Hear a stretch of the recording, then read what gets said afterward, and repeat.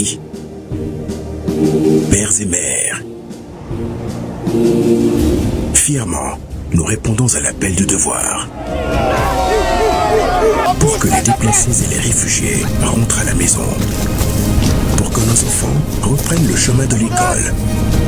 Pour que jaillisse la lumière de la réconciliation entre les peuples, pour le Mali, pour la patrie. Cette voie, nous l'avons choisie, au prix de nos vies. Nous défendrons nos couleurs.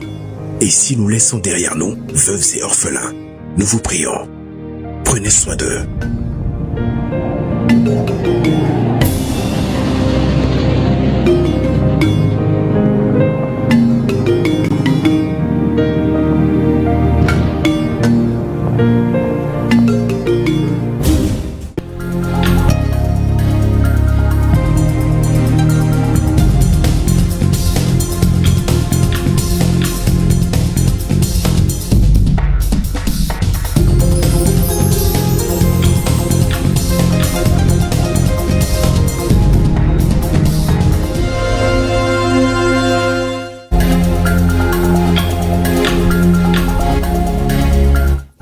Chef d'État, un destin commun affranchi de tout impérialisme. Le message est clair et précis. Il a été résonné aux oreilles de la jeunesse sahélienne lors de la session ordinaire du Collège des chefs d'État de l'Alliance des États du Sahel.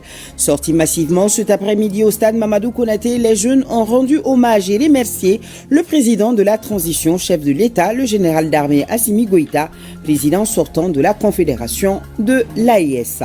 Célébration de Noël demain, jeudi, la fête de la nativité mise sous le signe de la promotion de la paix, de la réconciliation et de la cohésion sociale au Mali. C'est ce qui marque la quintessence des messages de l'archevêque de Bamako et du ministre en charge des affaires religieuses. Nous les écouterons dans cette édition.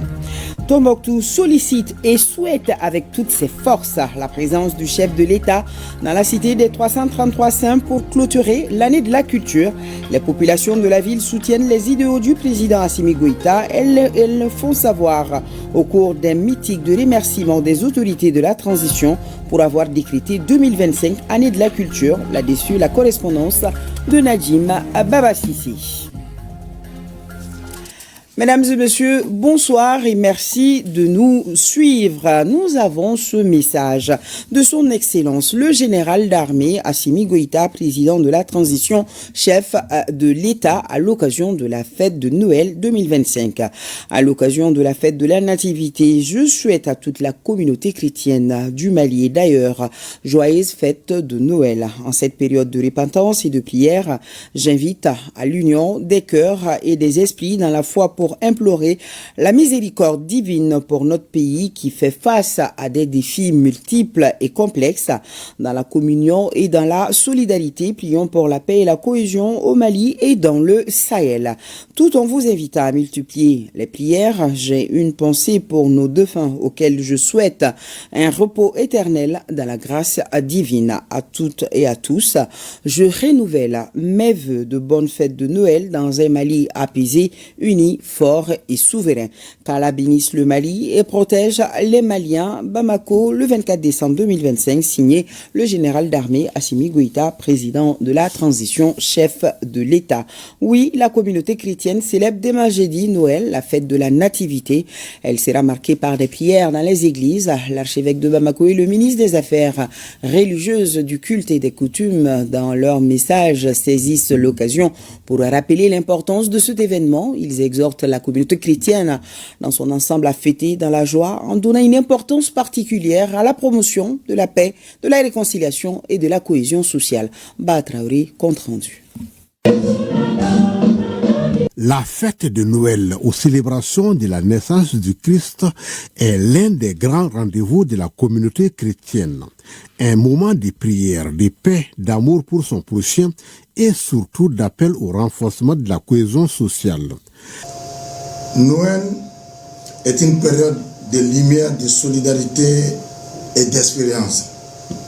Ces valeurs qui transcendent les frontières religieuses nous rappellent l'importance de l'amour du prochain et du vivre ensemble dans notre cher pays. Je salue le rôle essentiel joué par l'ensemble des églises chrétiennes dans la promotion de la paix, de la réconciliation, de la cohésion sociale de notre pays, le Mali.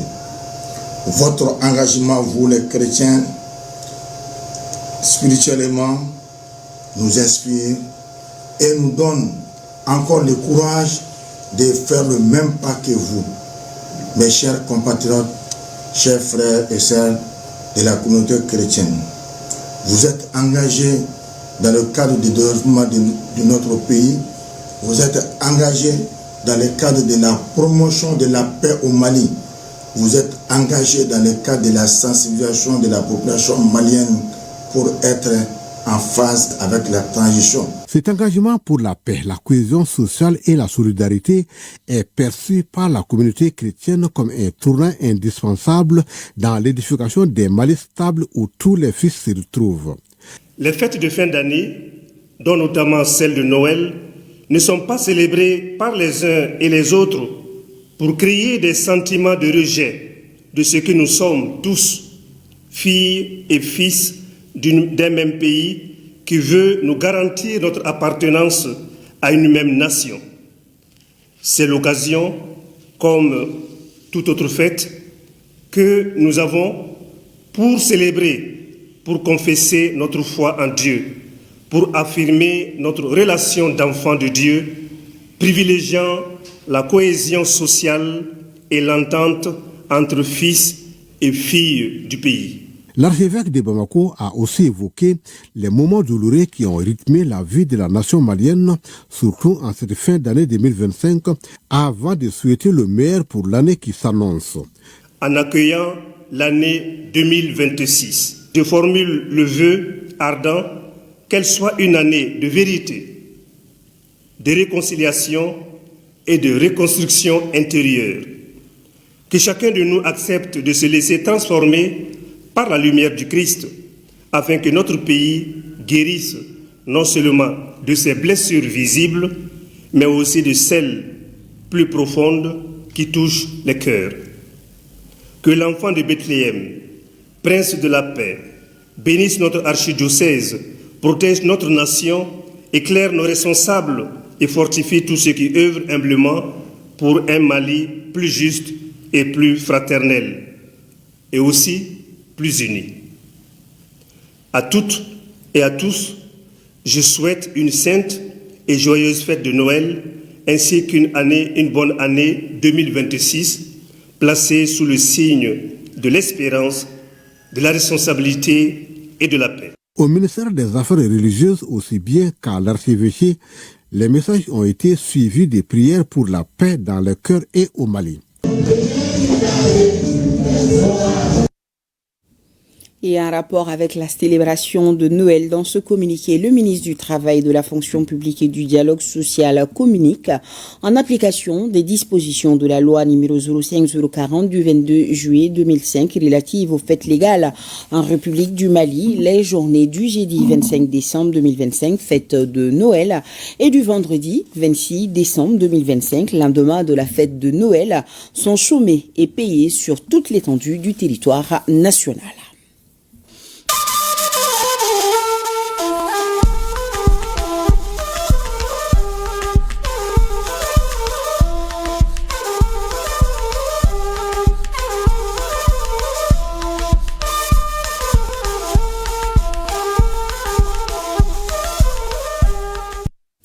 Lendemain de session, hier mardi, Bamako abritait la deuxième session ordinaire du collège des chefs d'État de l'Alliance des États du Sahel.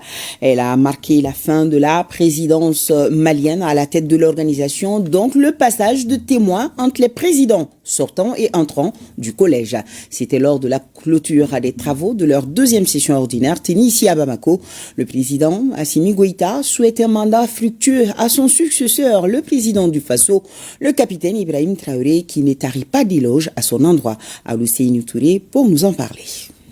Le capitaine Ibrahim Traoré reçoit le drapeau de l'AES comme symbole du passage de témoin entre le président sortant, le général d'armée Assimi Goïta, et lui-même en tant que nouveau président de la Confédération des États du Sahel. Le nouveau président a avant tout propos rendu hommage à son prédécesseur pour les efforts et les succès engrangés malgré les circonstances pas forcément favorables. Je tenais en tout cas du fond du cœur à remercier mon frère ici présent, le général d'armée Assimi Goïta, président de la transition du Mali, pour le travail énorme qui a été abattu durant ce temps depuis la création. Poser les jalons d'une telle confédération n'est pas chose aisée.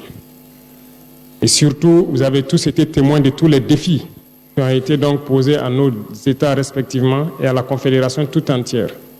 Donc je tenais à le dire encore, merci pour tout le travail abattu, merci pour le sens de l'écoute, merci pour tous les sacrifices consentis et merci surtout à tous nos collaborateurs, les membres du gouvernement, tous les services techniques qui ont vraiment œuvré pour que cette journée soit... Le président Traoré a par ailleurs dit mesurer la lourdeur de la tâche, mais se dit en même temps prêt à relever les défis. Les succès engrangés par le président Goïta seront dès lors un bon soubassement pour son mandat, un mandat qu'il place sous le signe de la satisfaction des besoins prioritaires de nos populations. Le nouveau président s'est dit déterminé à faire de notre espace un espace de prospérité et pour cela il compte sur le sacrifice et le don de soi de tous. J'ai accepté avec beaucoup d'humilité et beaucoup d'interpellation donc cette lourde mission qui m'a été confiée. Beaucoup d'interpellations en ce sens que lorsqu'on regarde l'enthousiasme des peuples, nous devons de comprendre le message qui nous est passé, nous chefs d'État.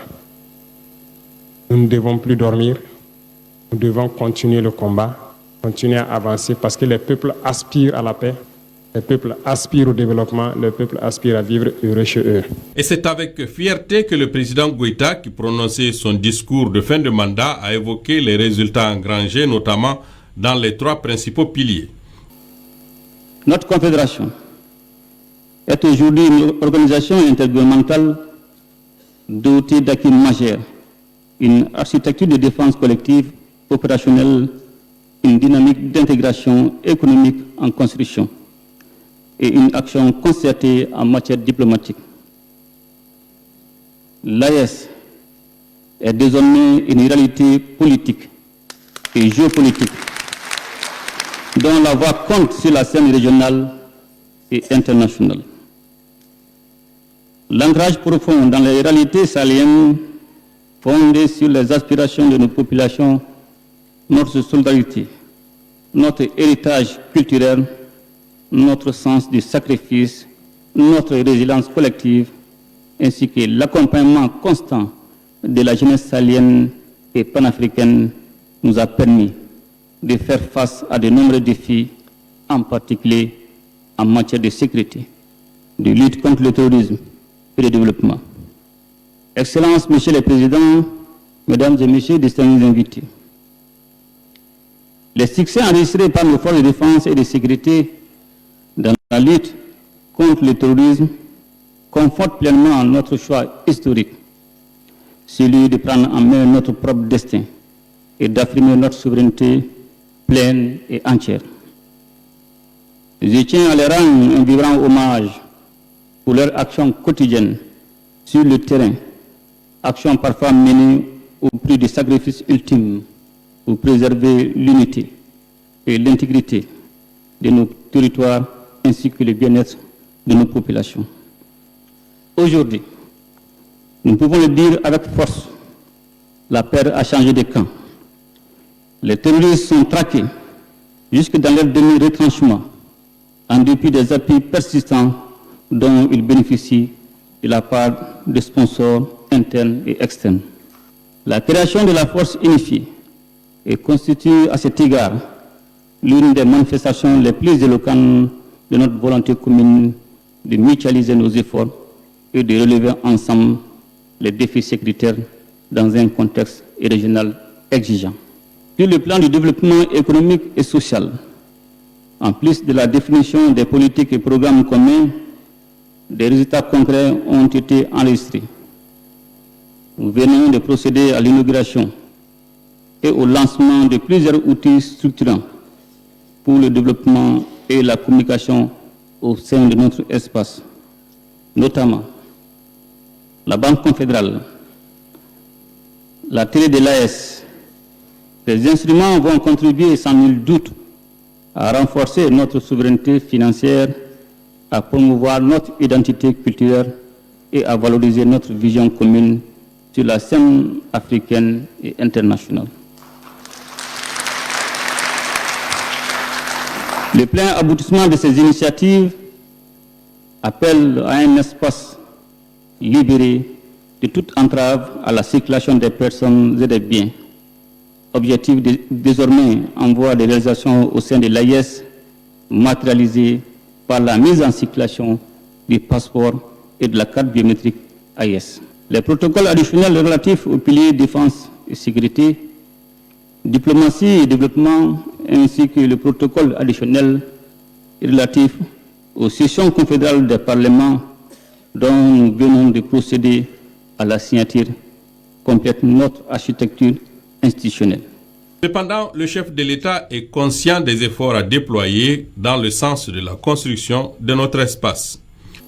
Permettez-moi de féliciter mon successeur, son Excellence le capitaine Ibrahim Traoré, pour les choix portés sur lui pour me succéder à la présidence de la Confédération. Son engagement et sa détermination que nous saluons constituent des atouts majeurs pour la poursuite des objectifs de l'AIS.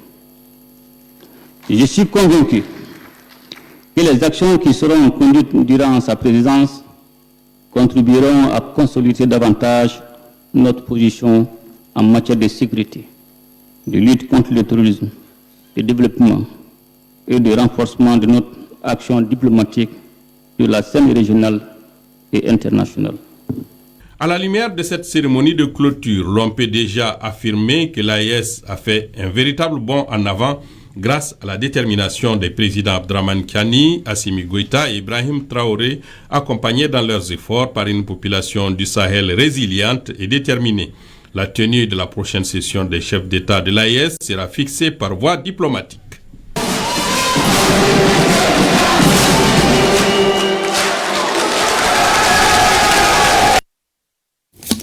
Et juste après cette cérémonie de clôture, le capitaine Ibrahim Traoré et le général d'armée Abdourahmane Tiani ont été accompagnés à l'aéroport international président Modibo Keïta Sénou par le général d'armée Assimi Goïta, président de la transition.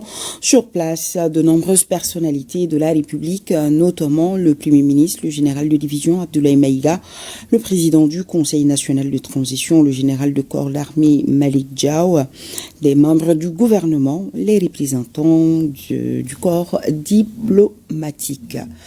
Donc voilà, le départ du président du Faso accompagné par son homologue malien, c'était hier soir, juste après la clôture de la cérémonie de la deuxième session ordinaire du Collège des chefs d'État de l'Alliance des États du Sahel.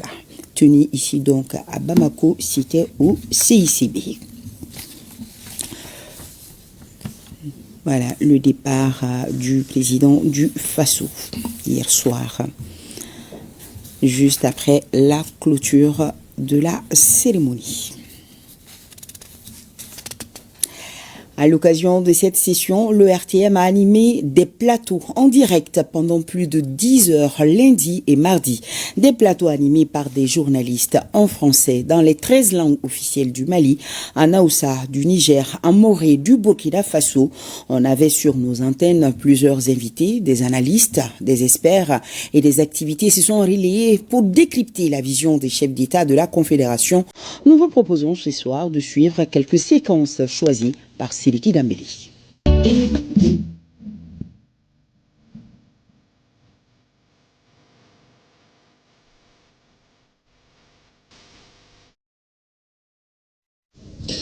Mesdames, Messieurs, bonjour et bienvenue sur les antennes télé de l'Office de radio et télévision du Mali. An bɛ bɛɛ lajɛlen fo ka bɛɛ waleɲumandɔn cɛ muso denmisɛnnin maakɔrɔba.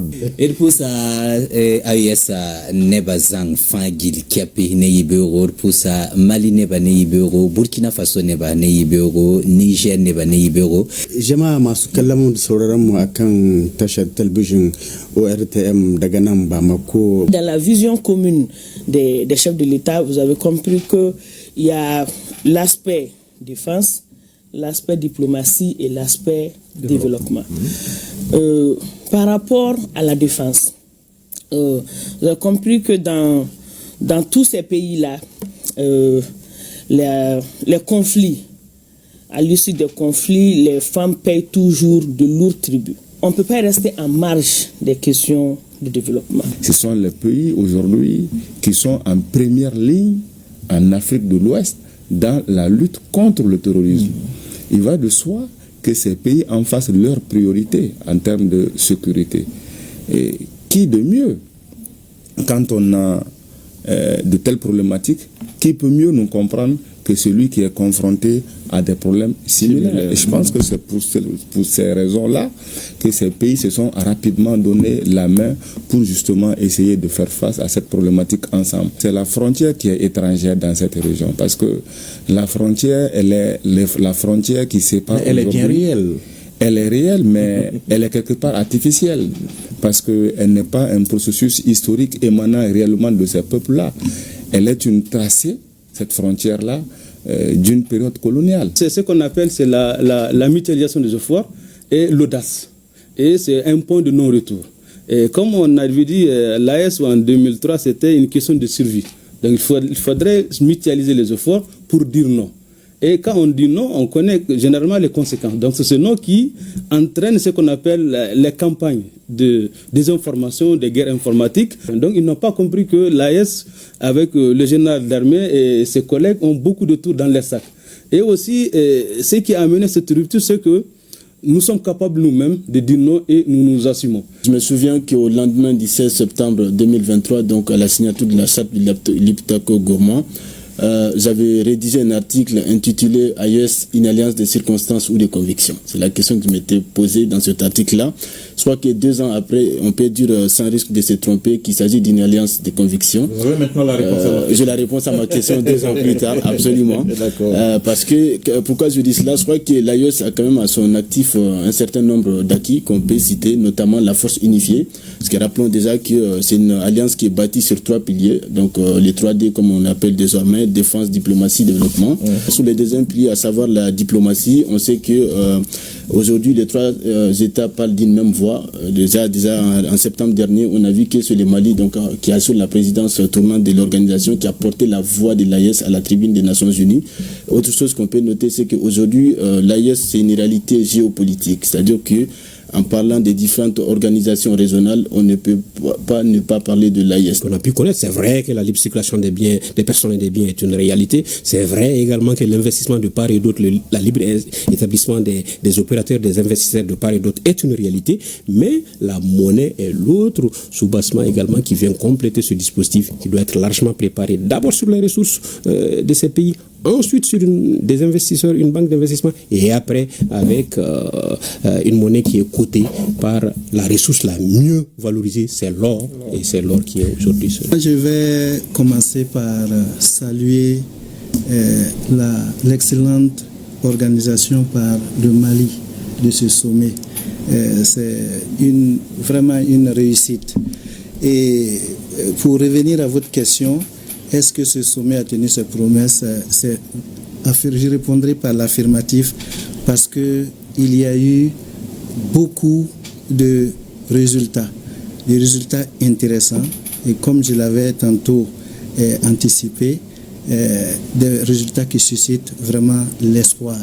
Il se trouve qu'en moins d'1 an, les États de l'AES ont fait des pas de géant qui montrent effectivement que les dirigeants africains, une fois qu'ils se décident à agir véritablement, peuvent franchir des pas de géant et réussir le pari de l'épanouissement de leur peuple, du développement de leur pays, en restructurant leur société et en faisant de sorte qu'ils puissent avoir des projets structurants qui ont un impact direct sur leur population. C'est vraiment un pari véritablement relevé à ce moment. Quand les 3 géants sont arrivés, quand j'ai l'habitude d'entendre parler d'eux, je les vois sur les images. Oui. Mais cette fois-ci, je les vois, disons, en chair et en os. Alors, quand ils sont arrivés, je dis, mais c'est pas possible.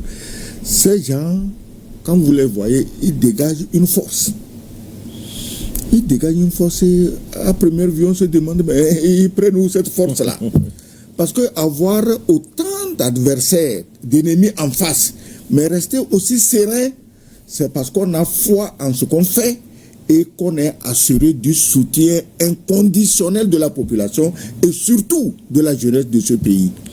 Moi, je prends les présidents Assimi Goïta, Ibrahim Traoré et Tiani. Je dirais, je ne fais pas de la religion, mais je les prends pour les 3 rois mages qui sont penchés sous le berceau d'une Afrique renaissante. Et on fête Noël demain. Ça se passait sur votre télévision nationale. Le grand format de cette édition est consacré aux acquis de la présidence malienne à la tête de la Confédération des États du Sahel, mise en place en juillet 2024 à Niamey.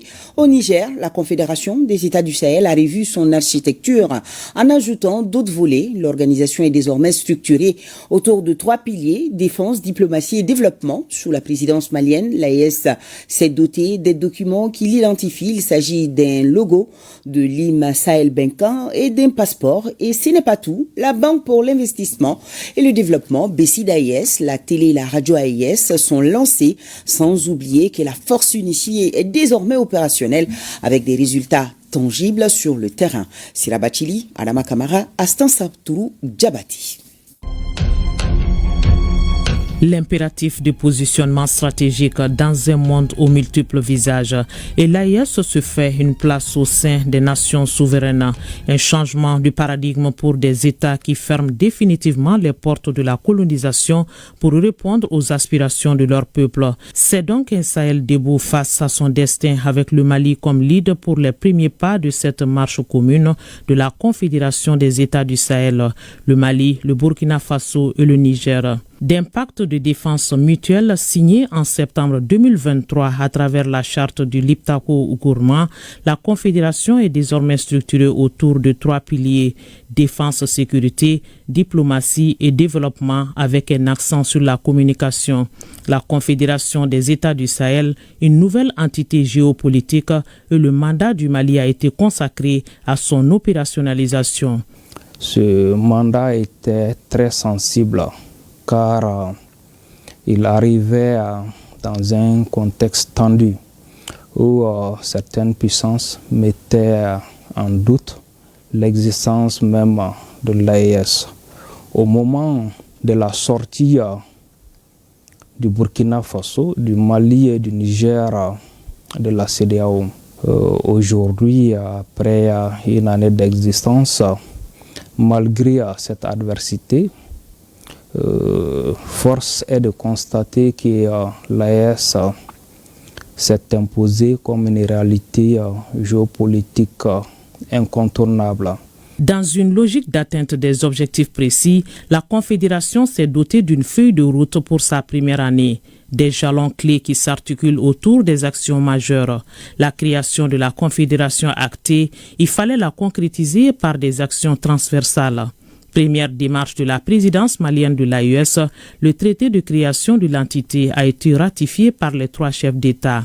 Le général d'armée Assimi Goïta du Mali, le capitaine Ibrahim Traoré du Burkina Faso et le général d'armée Abdourahmane Tiani du Niger. Les instruments le notifiant ont été déposés au secrétariat des Nations Unies et à l'Union africaine. Et la Confédération a été dotée d'une identité, d'un logo, d'un drapeau et d'un hymne confédéral.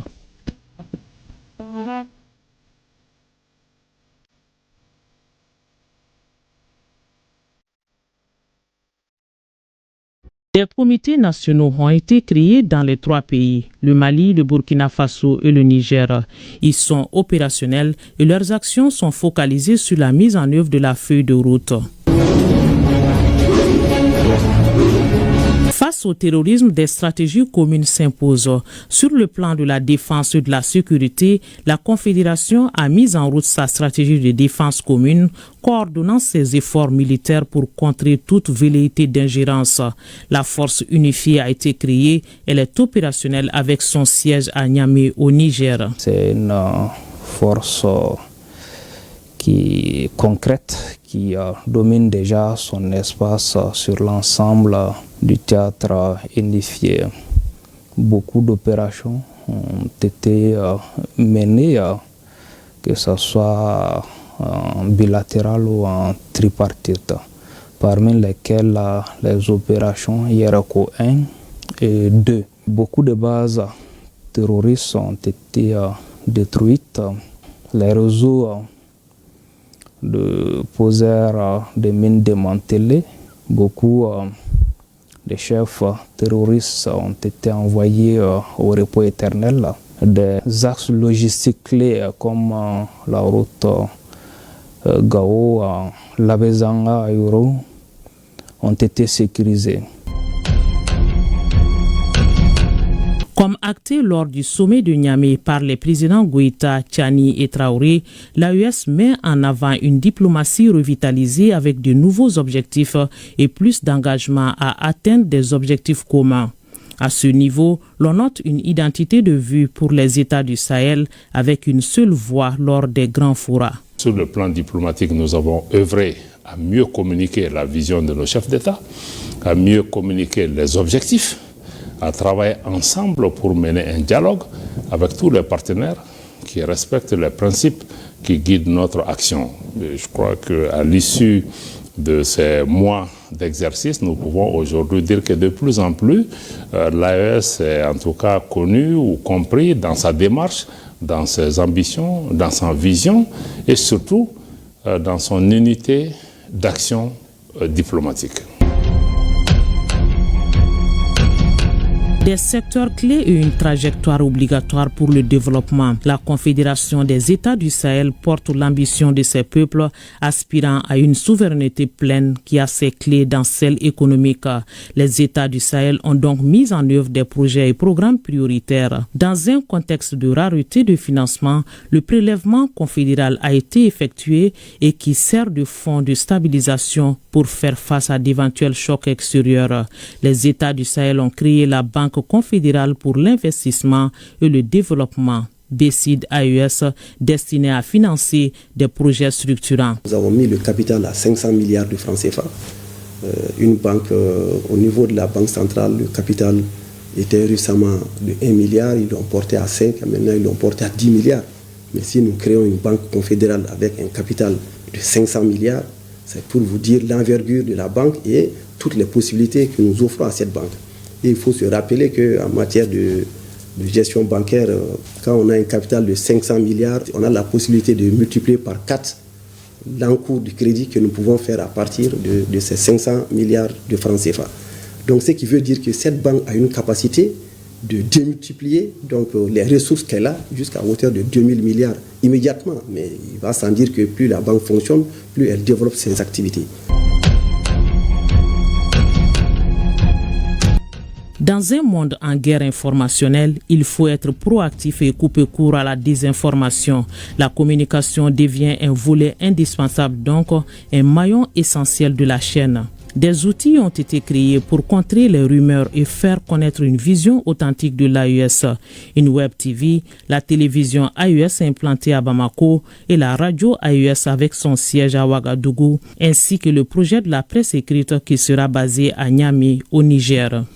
Nous avons mis une stratégie en place de communication qui nous a permis de nous donner d'abord une représentation physique en adoptant un logo en décembre 2024 ici à Bamako, en créant une web télévision, en créant aussi des plateformes et puis des sites internet qui sont accessibles à tout le monde sur lesquels nous publions l'essentiel des informations qui sont ceux de porter nos efforts de souveraineté, de solidarité et puis de combat pour, n'est-ce pas, la magnificence de l'Afrique.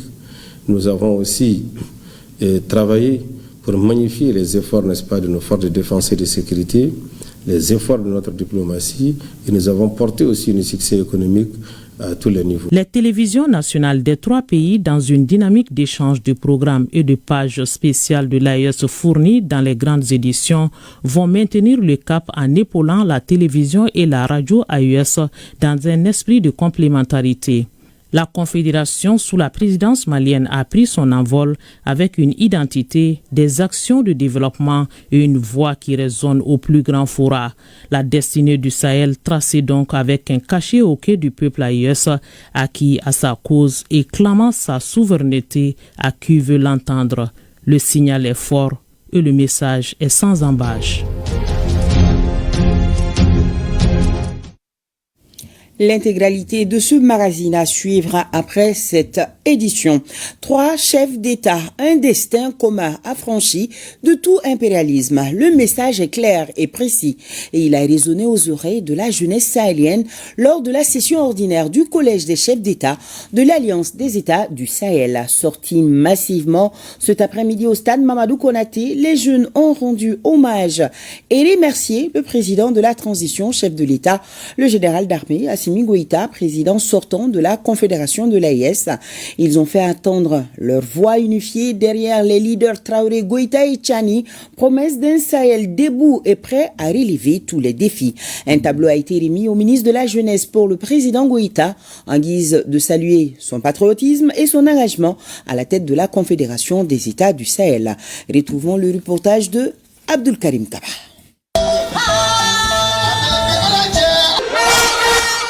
Stade Mamadou Konaté, c'est le lieu choisi par les forces vives de la nation pour rendre hommage au président de la transition, chef de l'État, général d'armée Assimi Goïta. Cette reconnaissance pour les efforts abattus à la tête de la Confédération des États du Sahel, AES. Le général d'armée Assimi Goïta a su relever les défis à la tête de l'AES. C'était un mandat du Mali. Ce n'était pas un mandat du président, mais un mandat du Mali. Les Maliens sont fiers de ce bilan et encore une fois, ils sont fiers. Nous lui disons merci. Dans leur message de remerciement, les forces vives sont revenues sur les acquis de l'AES. Cela sous la présidence du général d'armée Assimi Goïta, président sortant de la Confédération AES. L'AES est présenté comme un mécanisme de défense collective et de lutte contre le terrorisme. La coordination sécuritaire entre Mali, Niger et Burkina Faso a été renforcée pour répondre aux menaces régionales. L'autorité de développement intégré du Liptako Gourma, ALG, a été transformée en agence chargée de mettre en œuvre les politiques de l'AES. Pour les jeunes, ces acquis sont favorables et très bénéfiques pour cette couche dans l'avenir. Au niveau de la jeunesse, ça va nous permettre d'abord de créer des opportunités d'emploi parce que quand on parle de banques, c'est d'investissement. Les projets aujourd'hui sous-régionaux, nous aurons eu la chance quand même d'être financés. Deuxième des choses, la télé AIS, c'est une opportunité à la jeunesse de l'AIS de communiquer sur les actions prioritaires de nos différents gouvernements. Quand vous regardez aujourd'hui la guerre d'information, la jeunesse va jouer un rôle très important à travers télé AIS et la radio afin de divulguer maintenant et vulgariser des bonnes informations. En se retrouvant au stade Mamadou Konaté, les forces vives de la nation se disent fières du bilan de la présidence malienne. D'où cette reconnaissance. Nous sommes très heureux de recevoir ce cadeau pour le président de la transition de la part des forces vives de la nation. Ce qui a été fait pendant cette mandature d'une année à la tête de la Confédération des États du Sahel, c'est juste exceptionnel. Il y a eu énormément de réalisations qui ont été faites par le président et je pense que c'est aujourd'hui une reconnaissance de toutes les forces vives de la nation pour dire merci au président, merci à tous les efforts qu'il a fait, qui vont continuer, non seulement pour la Confédération, mais certainement pour aussi tous les efforts qui sont en train d'être faits ici au niveau du Mali. En organisant ces rassemblements, les forces vives de la nation magnifient leur adhésion et leur soutien au père fondateur de la Confédération AES. Cela à travers la tenue de la deuxième session du Collège des chefs d'État de la Confédération AES. À travers cette mobilisation, la jeunesse rend hommage et remercie le président de la transition, chef de l'État, le général d'armée Assimi Goïta, pour sa première mandature à la tête de la Confédération AES.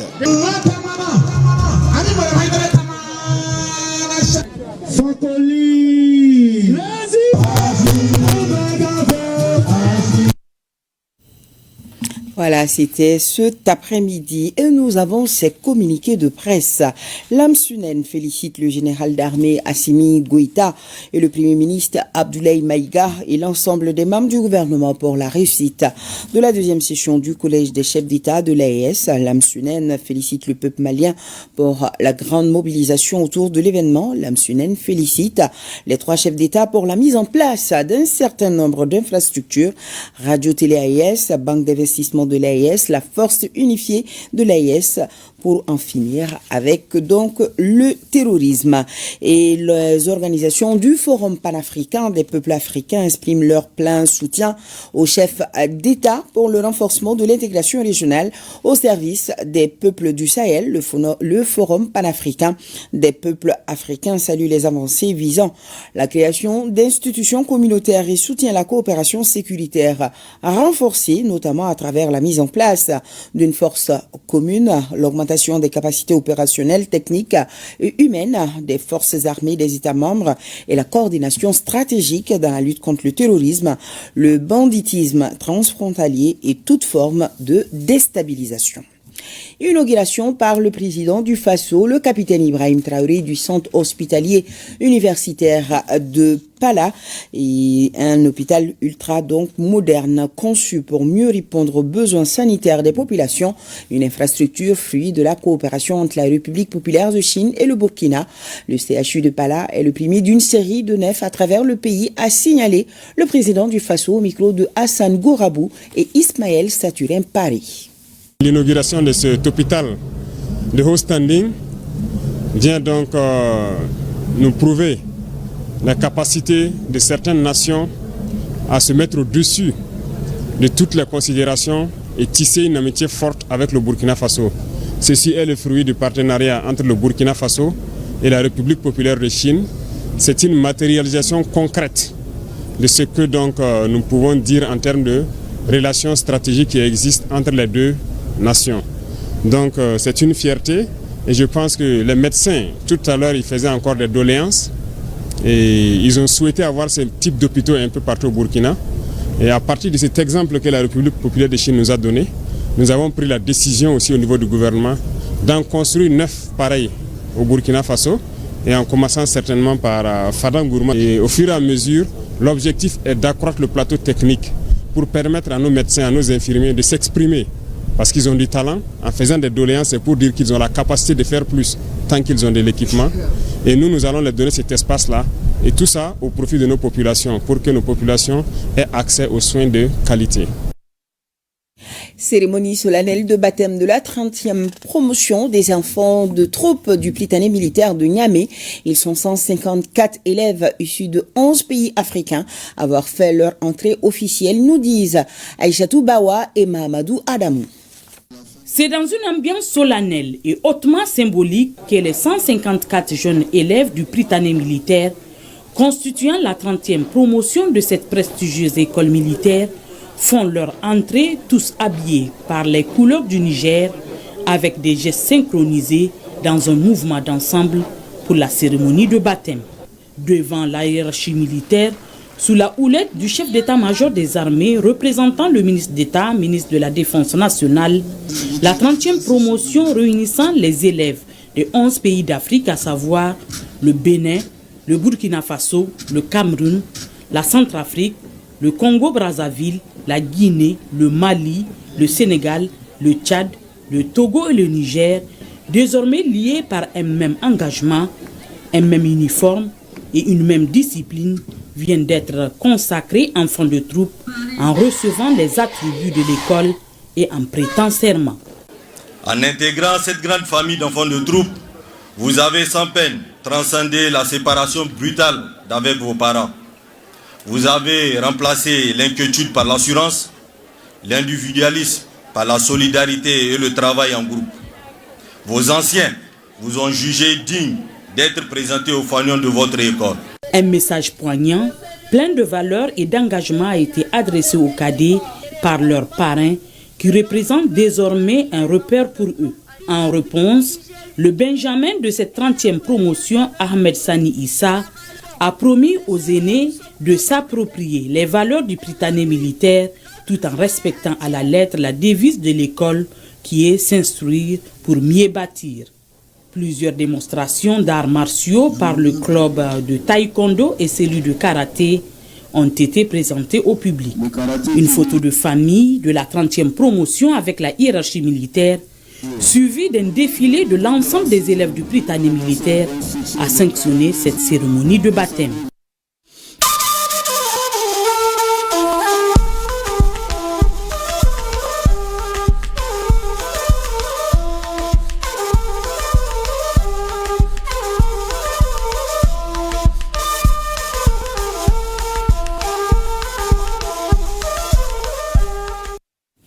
Session de renforcement des capacités des membres de la Cour suprême. Une vingtaine de praticiens de droit de la plus haute juridiction s'approprient le nouveau code pénal et le nouveau code de procédure pénale. Tchébaro Konaté nous en parle. Leur appropriation est une nécessité absolue, s'imposant à tous les praticiens des droits. Il s'agit bien du nouveau code pénal et du nouveau code de procédure pénale, désormais en vigueur au Mali. Un arsenal juridique qui se caractérise par de nombreuses innovations introduites dans la poursuite et dans le jugement des auteurs des pratiques contraires à la loi. Surtout en matière d'atteinte aux biens publics, les sanctions sont plus sévères qu'auparavant. En matière de marché public, il y a des sanctions plus sévères que les anciennes sanctions. Et en matière aussi de garantie du procès équitable, il y a les droits de la défense qui sont respectés. Et il y a le juge de la mise en liberté, le juge des libertés qui est désormais une création nouvelle. Auparavant, il y avait la cour d'assises, on a supprimé la cour d'assises. Donc on a créé des chambres criminelles au niveau des tribunaux d'instance. Des innovations parmi tant d'autres contenues dans les deux codes qui seront développées à la faveur de cette session de formation. Une formation à l'initiative de la Cour suprême au bénéfice d'une vingtaine de magistrats qui officient au sein de la juridiction. Elle est assurée par des experts ayant contribué à leur élaboration. Ainsi, l'instance suprême s'inscrit dans une logique de modernisation de la justice conformément à la volonté des autorités. L'adoption de ces deux codes traduit la volonté des plus hautes autorités de l'État de doter le Mali d'un arsenal juridique moderne, cohérent et adapté aux réalités actuelles de notre société, tout en restant fidèle aux principes fondamentaux de l'État de droit, de la justice équitable et du respect des droits humains. Il s'agit donc d'une session de mise à niveau d'une journée devant permettre à l'institution de contribuer à garder sa réputation. Eu égard à l'importance de la session, les anciens présidents et procureurs de la Cour suprême, Nohom Tapele et Wafi Ogadeya, sont aussi invités à partager leur expérience. Et dans ce communiqué, le président de la section des comptes de la Cour suprême convie le lundi 29 décembre 2025 à partir de 10h à la Cour suprême les journalistes de la presse publique et privée à une conférence de presse sur l'audit du financement des partis politiques pour la période de 2000 à 2024. Le président de la section des comptes de la Cour suprême, eu égard à l'intérêt du sujet, s'est compté sur la présence de tous. 40e journée du comité inter-État de lutte contre la sécheresse au Sahel. Elle traite cette année de la lutte contre les effets des changements climatiques et de la sécurité alimentaire. Youssouf Diakité, reportage. Population sahélienne et ouest-africaine résiliente face aux défis de la sécurité alimentaire et aux effets des changements climatiques. C'est la thématique qui est débattue à la faveur de cette 40e journée du comité permanent inter-État de lutte contre la sécheresse SIRS. Et ce qui est attendu, c'est beaucoup une sensibilisation, une information. Vous savez, j'avais dit que c'est question de résilience face à des questions de sécurité, parce que d'adaptation au changement climatique. Pour preuve, vous savez, le pays a connu à un moment donné des problèmes de changement climatique, on a connu des inondations, des pluies, et aussi face à cette situation multidimensionnelle que nous vivons. Donc il y a question de faire renforcer cette résilience face, je ne dirais pas à la sécurité alimentaire, mais aujourd'hui je dirais à la souveraineté alimentaire et aussi face au changement climatique. Donc c'est un cadre idéal pour sensibiliser sur des approches. Le représentant du ministre de l'Agriculture, président de la cérémonie, a particulièrement salué le travail abattu par le comité national du SIRS. Ainsi, le Mali a bénéficié de l'intervention de plusieurs projets et programmes initiés avec l'appui du SIRS, à savoir le projet d'appui régional à l'initiative pour l'irrigation au Sahel, PARIS, le programme régional d'appui au pastoralisme au Sahel, PRAPS, le projet de développement durable des exploitations pastorales au Sahel, PDD-PS, le projet régional de dialogue et d'investissement sur le pastoralisme et la transhumance au Sahel et dans les pays côtiers de l'Afrique de l'Ouest, les PREDIP. Il y a également, pour terminer, bien sûr, le programme de renforcement de la résilience à l'insécurité alimentaire et nutritionnelle au Sahel, PD-PDRS. Cette journée est initialement célébrée le 12 septembre de chaque année, mais décalée cette année à ce 23 décembre pour des raisons d'agenda et de coordination. Et nous allons voir avec Ba Traoré la tenue de la 6e session du comité de pilotage du programme intégré de développement et d'adaptation au changement climatique dans le bassin du Niger. Lancé en 2020 dans le but d'améliorer la résilience de la population et des écosystèmes du bassin du Niger, le programme intégré de développement et d'adaptation au changement climatique dans le bassin du Niger PIDAC-BN Mali a connu certaines contraintes dans son évolution en 2025 selon ses responsables. Ces difficultés ont pour cause le mouvement des personnels et surtout le faible taux de décaissement des fonds. La 6e session du comité de pilotage doit donner une nouvelle orientation au programme dans l'atteinte de ses objectifs à l'orée de l'année 2026. Nous allons placer l'année 2026 vraiment comme une année charnière pour le PIDAC parce que vous savez, le PIDAC a été prolongé jusqu'en fin 2027. Donc l'année 2027 va être une année de croisière. Cette année 2026 va voir la réalisation des grandes infrastructures que nous avons programmées, telles que les ouvrages de franchissement, tels que les périmètres irrigués, tels que les ouvrages d'évacuation. Donc bref, les infrastructures, ce qu'on appelle des infrastructures à but multiple et des infrastructures d'adaptation au changement climatique, des infrastructures communautaires. Donc ces infrastructures représentent la grande majorité des réalisations prévues dans le PIDAC.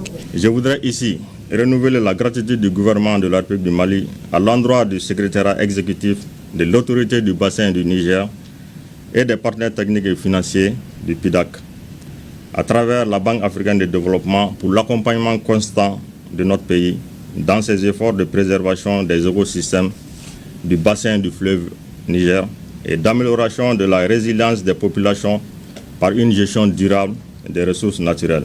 Le PIDAC-BN Mali est mis en œuvre dans la région de Koulikoro, Sikasso, Ségou, Mopti, Tombouctou et Gao. Avec le nouveau découpage administratif, le programme voit sa couverture s'étendre aux nouvelles régions de Bougouni, San et Douazan. Et pour le RTM, Mohamed Sangaré était à la 19e session ordinaire du Conseil d'administration de l'Observatoire national de l'emploi et de la formation. L'ONEF, l'Observatoire national de l'emploi et de la formation est au cœur du marché de l'emploi. Sa mission, fournir des données fiables pour que les formations des jeunes correspondent enfin aux besoins réels des entreprises. Lors de cette 19e session, le bilan a été jugé très satisfaisant. Les chiffres montrent une réelle efficacité avec un taux de réalisation des activités de 77% et une gestion financière exemplaire atteignant 97% d'exécution. Donc parmi les activités phares réalisées par l'ONEF cette année, nous pouvons effectivement citer 13 études. Parmi les 13 études, les études phares sont en fait les études qui ont été réalisées pour évaluer un peu la qualité des statistiques produites par l'Observatoire national de l'emploi et de la formation. Donc nous avons également réalisé une enquête auprès des entreprises du secteur formel pour évaluer leurs besoins en termes de formation et également en termes de main-d'œuvre au cours des prochaines années.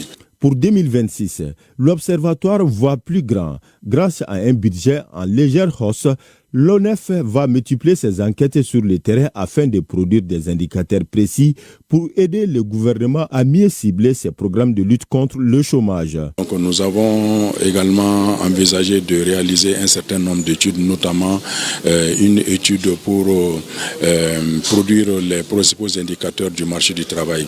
Donc comme vous le savez, c'est une enquête que nous réalisons avec l'Institut national de la statistique qui permet effectivement de donner la situation globale de l'emploi dans le pays. pays. Et pour réaliser toutes ces activités, effectivement, le budget prévisionnel tourne autour de 1,5 milliard de francs CFA. L'État joue un rôle important, mais également des partenaires de l'ONEF, notamment le PNUD, le FIDA et également le BIT. Dans le cadre de l'accomplissement de ces missions, l'ONEF a produit régulièrement les indicateurs fiables sur l'emploi et la formation. Ces données constituent des outils essentiels pour le suivi et l'évaluation des politiques et programmes publics visant la lutte contre le chômage des jeunes, le sous-emploi et la pauvreté dans notre pays. J'attends de vos échanges des décisions judicieuses et pertinentes à même de permettre à l'ONEF d'atteindre des résultats encore plus probants. À savoir que l'ONEF continue de s'imposer comme outil indispensable pour transformer les statistiques en véritables opportunités d'emploi pour la jeunesse. La Cité des enfants abrite depuis ce mardi la 7e édition du Salon de l'enfance de Bamako, SEBA. L'événement s'étend sur 5 jours et a comme thème l'impact du numérique sur l'éducation des enfants. Sokona Kamisuko pour d'autres détails. Les enfants du Mali à l'honneur à la Cité des enfants de Bamako. La structure leur ouvre ses portes à la faveur de la 7e édition du Salon de l'enfance de Bamako. Le salon est à sa 7e édition. Dans le thème intitulé l'impact du numérique sur l'éducation des enfants. Ici, nous voulons mettre les enfants même, la cible, au devant de la scène pour qu'eux-mêmes puissent comprendre les enjeux du numérique sur leur vie. L'UNICEF, notre rôle est crucial. Nous restons engagés à vos côtés pour le bonheur des enfants du Mali. Il s'agit là d'une véritable opportunité pour les tout-petits afin d'échanger et de partager leur savoir-faire à travers des stands d'exposition. Le numérique est aujourd'hui un outil incontournable pour l'apprentissage de la communication, mais il peut également représenter des risques pour les enfants lorsqu'il n'est pas utilisé de manière responsable et sécurisée. Au Mali, de nombreux enfants n'ont pas encore accès à une éducation numérique saine et protégée. C'est pourquoi ce salon constitue une opportunité essentielle pour sensibiliser, former et renforcer les compétences des enfants afin qu'ils puissent tirer le meilleur profit du numérique. Vous pouvez d'ores et déjà compter sur le soutien constant de mon département à œuvrer davantage pour la promotion des droits de l'enfant à travers leur participation aux activités qui les concernent directement. La cérémonie d'ouverture a été marquée, entre autres, par le défilé des enfants, la présentation d'un sketch sur les droits des enfants et la prestation du ballet de la Cité des enfants. Et ça se passe pendant 5 jours. La Caisse nationale d'assurance maladie, CANAM, tient un atelier de sensibilisation des mutuelles de santé pour une adhésion massive au régime d'assurance maladie universelle, RAMU, à Ouadama Koulibaly, Zoumana Traoré, compte rendu. Perçu comme un système de prévoyance sociale réservé à une certaine catégorie, l'assurance maladie obligatoire demeure encore limitée dans son champ d'application.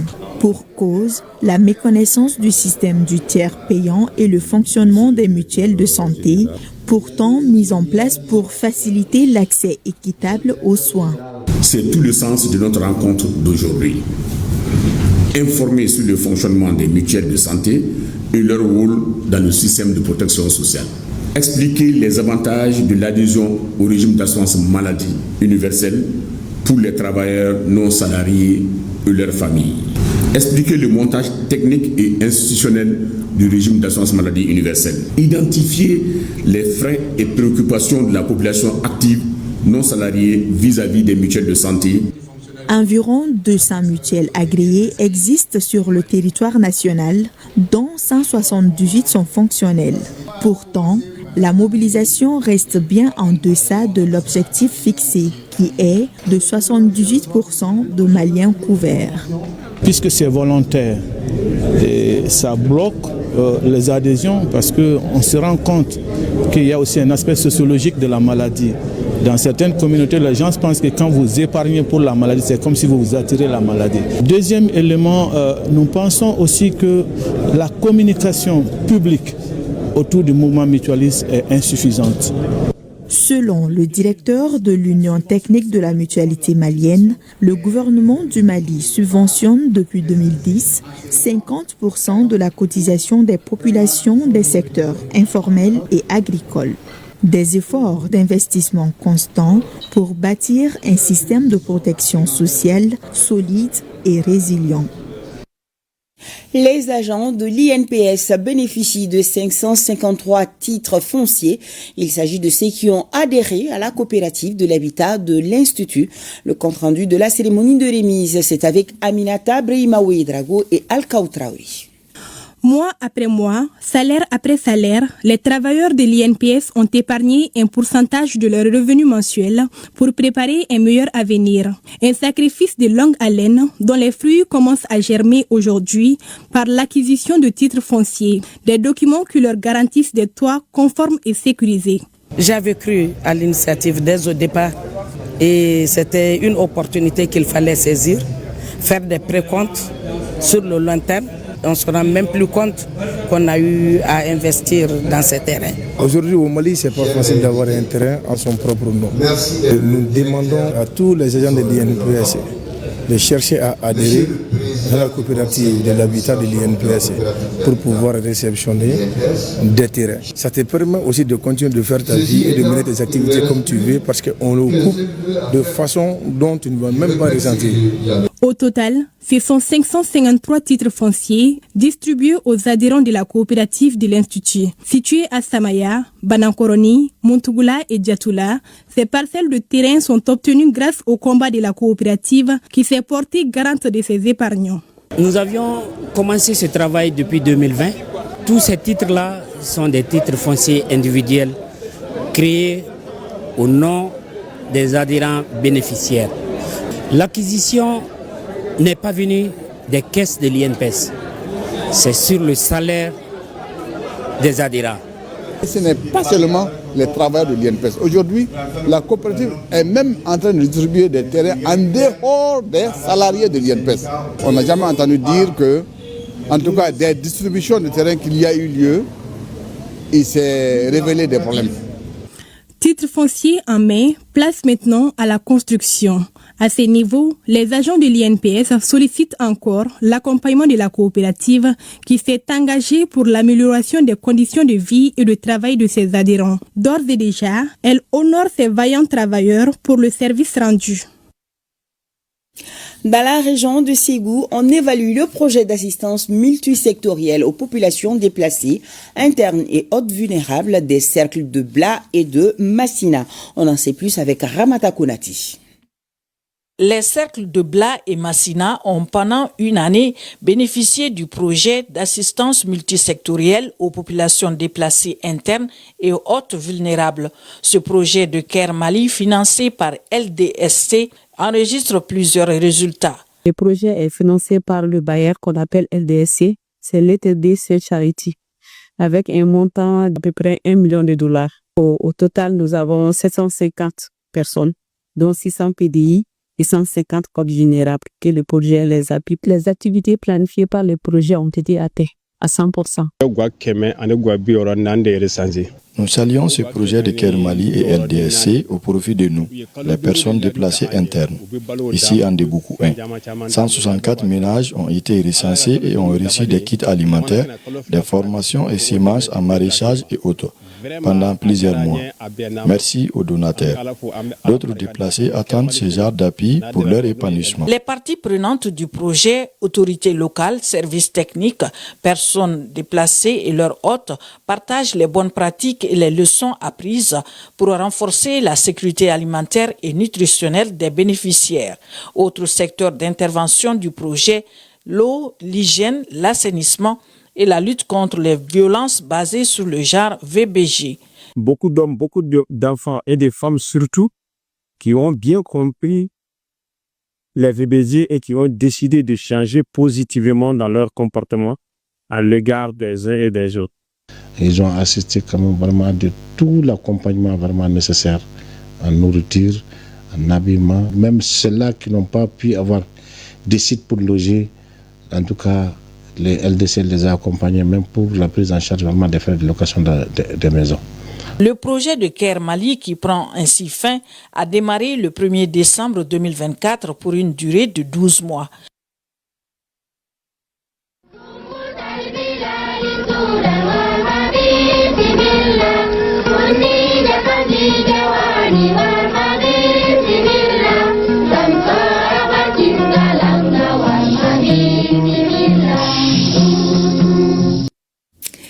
Tombouctou sollicite et souhaite avec toutes ses forces la présence du chef de l'État dans la cité des 333 saints pour clôturer l'année de la culture. Les populations de la ville soutiennent les idéaux du président Assimi Goïta. Elles ont fait savoir au cours d'un meeting de remerciement des autorités de la transition pour avoir décrété 2025 année de la culture. Là-dessus, suivons la correspondance de Nadim Babassi. C'est dans une ambiance festive que les forces vives de Tombouctou viennent solennellement remercier les hautes autorités de la transition pour avoir attribué l'organisation de la Biennale édition 2025 à la région de Tombouctou. Mais pas seulement, un vœu leur tient à cœur. Le premier message, monsieur le gouverneur, Al-Barka à son excellence le général d'armée Assimi Goïta, pour le choix porté sur notre région, sur notre ville, pour abriter la Biennale. Le deuxième message, monsieur le gouverneur, c'est de dire très solennellement, très respectueusement à son excellence le général d'armée Assimi Goïta de bien vouloir venir clôturer la biennale artistique et culturelle. Ce meeting mobilise aussi les autorités et légitimités traditionnelles venues appuyer ce soutien. Donc toutes les populations attendent la réponse de son excellence le président général d'armée Assimi Goïta. La biennale a permis aujourd'hui de reconstituer notre cohésion que nous avons connue avant. Aujourd'hui, les quartiers renouent leur amitié et leur sincère jumelage avec les cercles, mais aussi encore avec les autres régions du Mali. Ça, c'est un premier avantage. Autre avantage matériel que nous allons ici définir, permettez-nous, c'est grâce à la Biennale, aujourd'hui que Tombouctou dispose d'une salle digne de ce nom, d'une salle de spectacle avec toute la sonorisation et toutes les commodités qu'il faut aujourd'hui pour que nous faisions face aux compétitions avec les autres régions. Après avoir remercié les initiateurs, le chef de l'exécutif régional rassure de transmettre le message acquis de droit. Je voudrais aussi remercier toute la population de la région de Tombouctou. La cérémonie de clôture, c'est le dimanche, si Dieu le voulant. Je voudrais depuis midi déjà que les rues de Tombouctou sentent qu'il y a une grande cérémonie exceptionnelle au stade municipal, avant l'arrivée des autorités qui viendront, bien entendu, pour la cérémonie de clôture. La note de la slameuse Hawa, magnifiant la cité des 333 saints, invite aussi le chef de l'État à venir clôturer l'année de la culture à Tombouctou. Et avant le jour de la clôture, la compétition se poursuit. Les régions de Ménaka et Kidal ont fait leur entrée sur scène. Hier soir, les deux troupes ont axé leur numéro sur la paix, la cohésion sociale et le vivre ensemble. Saloum Konaté, Mahmoudou Askofari, reportage. Pour cette 5e nuit de prestation, les troupes de Ménaka et de Kidal étaient face aux membres du jury. La troupe de Ménaka, première à prester, à émerveiller le public à travers son ensemble instrumental avec comme titre la cohésion sociale et sa pièce de théâtre intitulée Le silence des cimetières. Nous avons fait des compromis pour éviter le pire.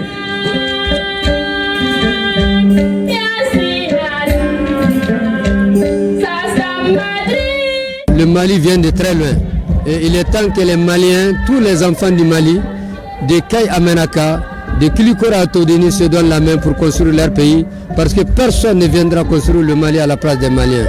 Et la deuxième thématique, c'était la pièce de théâtre, le silence des cimetières. Une métaphore dans le réalisme parce que nous avons voulu montrer des régimes qui sont succédés, les déchirures que le Mali a vues. Je suis satisfait de ce que la troupe a présenté. Quand tu prends la pièce de théâtre, le débat très sous au départ, et les acteurs ont fini par s'entendre. C'est ça qu'on demande, s'entendre sur l'essentiel pour que le Mali soit, pour que la paix, le vivre ensemble soit. Quant à la troupe de Kidal, elle amorce sa prestation par son ensemble instrumental intitulé Tamina ou la cohésion sociale, la danse traditionnelle cheminée est finie avec la pièce de théâtre Tendé mettant l'accent sur la paix, la cohésion sociale et le vivre ensemble. Pour que nos cœurs ne durcissent pas comme la terre sèche. Par rapport à la pièce, on a pris un instrument du terroir, le Tendé. C'est un instrument qui est fédérateur entre les populations. Donc on l'a fait pour que les gens sachent que le Tendé peut soigner. Parce que si on dit que tu as perdu ta culture, c'est la dire que rien ne te reste. La majorité de tout ce que je vis chante la réconciliation et de vivre ensemble. Et de soutien de la transition et des femmes. Je trouve que c'est très positif et c'est très bon. Ma troupe de la région de Kidal, elle a mouillé les maillots que les meilleurs gagnent. Acclamés par le public, les deux régions frappées par la crise ont appelé à l'unisson et à l'engagement au profit du développement.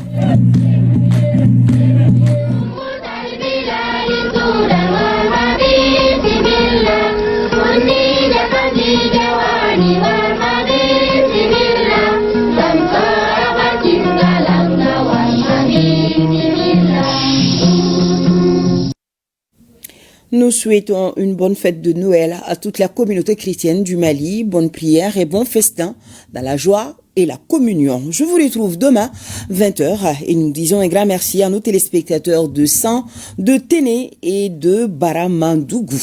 Voilà, bonsoir.